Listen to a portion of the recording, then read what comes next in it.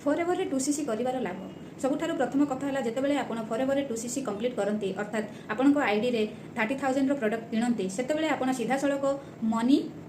Making stage रे पहुँची जाते माने आपण नुआ बिजनेस आरंभ करने अलग दुकान स्टोर इत्यादि करने को पड़ न था सबकि कंपनी तरफ होता है कंपनी तैयारी कर दे थाए आपण काम होची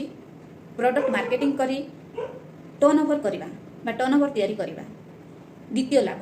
2cc कंप्लीट करदेले आपण आईडी होलसेलर क्वालिफाई हो जाए आपण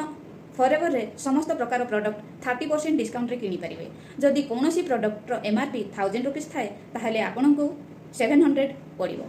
एहा सहित आपण प्रत्येक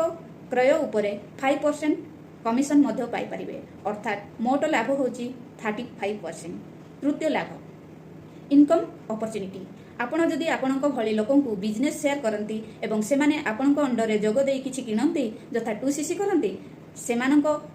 परचेस उपरे प्राय 30% आपण को इनकम मिली पारे कारण आपण सेमानक गाइड करिसंती बिजनेस बुझेइसंती सेथिरे कंपनी आपण सहित प्रॉफिट शेयर करे। चतुर्थ लाभ हेल्थ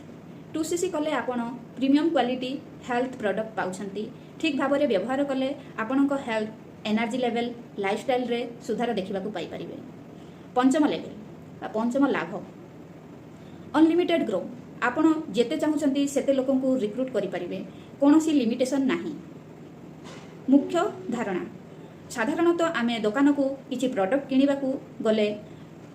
आमको किछि डिस्काउंट प्रोडक्ट उपरे मिलि न थाए किंतु एठारे आमे देखिबा को पाउछु आपण कस्टमर हेबारु पार्टनर और ओनर हेबा पर्यंत एवं आगामी समस्त क्रय लाभ मिले 2cc करिबा माने केवल प्रोडक्ट किनिबा नुहे यह एक बिजनेस अपॉर्चुनिटी जो थे आपण इनकम डिस्काउंट और हेल्थ तीनोटी लाभ पाई परिवे।